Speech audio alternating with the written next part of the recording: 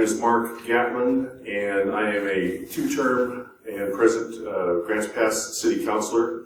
I'm the general manager of a corporately owned hotel here in Grants Pass, the Shilo Inn, and I've been on the board or volunteered for many nonprofits throughout Josephine County.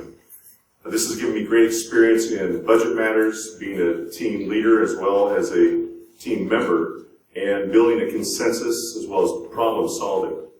These skills are vitally important in this position, but skills alone won't fix our problems. This position requires a person who is dedicated to serve others and fully engaged in the process. I have proven for the last 8 years to be just that person. For almost the last 6 years, I've dedicated my free time in restoring our public safety system. I am a committee member that has worked hard to advance a state measure that would bring $5.5 million back into our county that is non-tax based. This is a measure that is ready to collect signatures, will go statewide, and these are based on lottery proceeds. We also have the best political climate to see hard rock mining flourish in a way that not only would harvest valuable minerals, but could cause a boom in green energy production. If you elect me to the Josephine County Board of Commissioners, I promise full attendance and engagement and participation in every matter set before me to see that we are no longer the target of criminals, but the destination of progress. What do you think is the appropriate role for county government in economic development? The role of the county needs to be one that is inclusive to all of the parties involved, such as the city of Grants Pass. We have a desire at the city level to be partners with the county in bringing new businesses to Josephine County, not just the city. So we're invested in seeing that as time and efforts and monies are vested towards that effort, that we bring in the county, that we bring in the county planning department, that we include all of the players so that we can explore all of the areas that we can use these lands properly and hopefully bring in those businesses from outside of the area that are looking to relocate, not just in the city, but also in all parts of the county. So I'm looking for a holistic approach. The problem we're having with the ringing microphones will largely be solved if everybody just stays seated while they're giving their answers rather than standing up, okay? Okay. And I'm going to take this in a little different direction now. Should Josephine County ban medical marijuana dispensaries? The medical marijuana issue is one that, and the legalization of marijuana is something that I saw coming down the road 25, 30 years ago. I knew that it was going to happen. Just living in California, you see the trends going on, and I figured Oregon was probably going to be right at the forefront of that. That's because that's where all the best stuff is being grown. And so we have something that's on the horizon that we're really not going to stop. Now, personally, I do not use marijuana. I don't support the use of marijuana recreationally. But you asked for a question. You asked, do I support a ban on dispensaries? And I do not. Dispensaries are meant to put medicine to people who legitimately need them. Problem is the dispensary question is very loose, and that's why we have a moratorium on it. We need to find out what's the best way to get this out there. I would prefer to have it coming out of the hospitals or the pharmacies, but unfortunately we're looking at a lot of different issues, and as Sandy pointed out, there's a federal issue as well. I think that time to figure that out is needed, and then we'll deal with it then. We're going to talk about something just a little more softer. So, do you support the proposed property tax increase to support the county animal shelter? The charter calls for the county to provide for the animal shelter, and the county provided that necessary service with tax revenues, basically tax receipts from timber funds that started, that we relied on. I personally, and of course those have all been cut. That's why we have this economic problem, not just with the animal shelter, but with other services as well. The animal shelter is very important. It not only takes care of the animals that some of our citizens can't take care of, but it also aids our public safety system. And when somebody's pulled over, they have an animal in their vehicle and they get taken to jail, the animal needs to go somewhere. And so the animal shelter is supposed to step in and help with that service. I would not support this. In fact, I wouldn't vote for the animal shelter, but I would pledge a portion of my salary as a county commissioner towards the animal shelter and towards the library. I think they're very important. They need to be funded, but funded voluntarily. And I think we can raise that money. I'm going to take one of the questions from the audience. I'm going to read it verbatim. How does your work experience make you qualified to manage Josephine County's multi-million-dollar budget?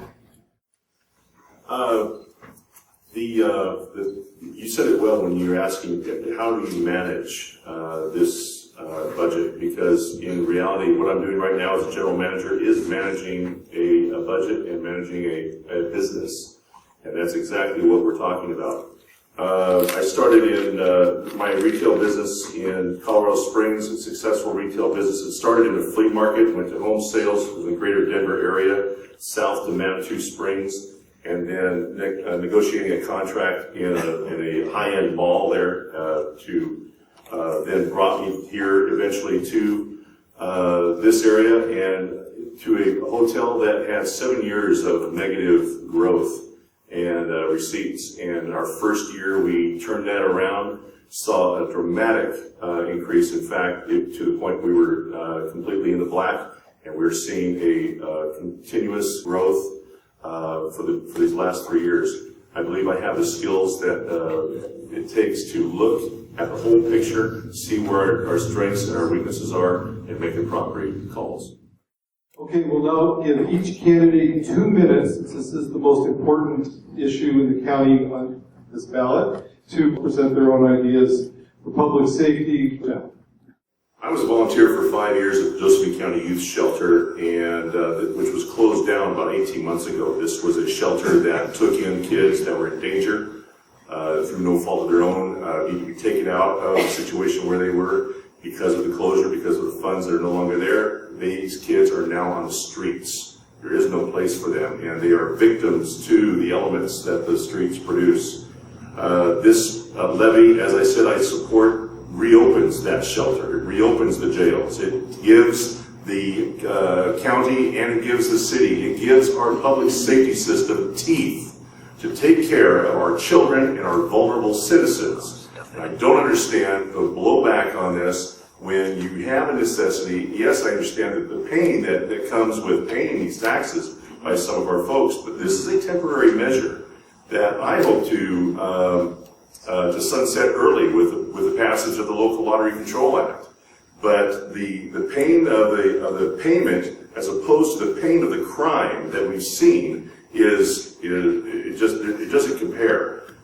We need to have these jails and the juvenile justice open fully. As a city councilor, we provided $1 million to our jail system to see that we added 30 more beds. Those 30 beds made a big difference, and we need to tell the criminals that are coming to our county saying, "Ooh, these are easy pickings," that those pickings are no longer easy. In fact, if you come to Josephine County to do crime on our citizens, we have a bed for you. That's the message that this levy sends. It tells people that we are no longer victims, that we're standing up for ourselves, and we're taking care of business.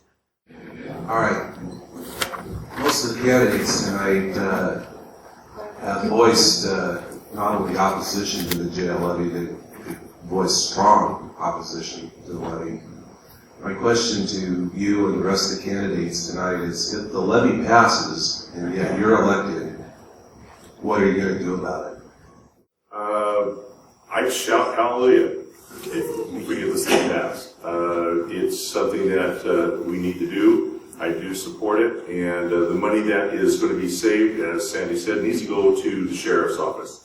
There's some misinformation out there that's saying that it's actually going to be split between the sheriff's and the DA, and the incumbent has also said it's only good for 1 year or something along that line. There's been some maybe it's just attributed to him, and unrightfully so, but the misinformation out there is rampant. The thing that needs to happen is the levy needs to pass, the money needs to go direct, the money is saved, then needs to go directly to the sheriffs. The sheriffs has vowed to put that towards boots on the ground, and I believe that if Sheriff Gill does not get a re-election, that any other person is looking to rebuild the sheriff's department, they will exactly do that. We will see sheriff's patrols back in the county. We're going to go ahead and have the closing summations now. We'll do 1 minute on them. Misinformation has been key here tonight. Steve Rich was not the reason or the champion for the 4 repealed ordinances. Recording of the County Board of Commissioners meeting on April 3rd, 2013 proves the champion was the incumbent. It wasn't a low blow, it was just stating the facts. You can find that out for yourself. The reasons for the forum here tonight was to find out how each of us stand on these issues. And the incumbent replied several times with I would let the voters decide, or my decision is my own. You need a commissioner that wants to be transparent, that wants to be truthful, that wants to be accountable to the people of Josephine County. I believe that I am that person. I am qualified to do this job, and I ask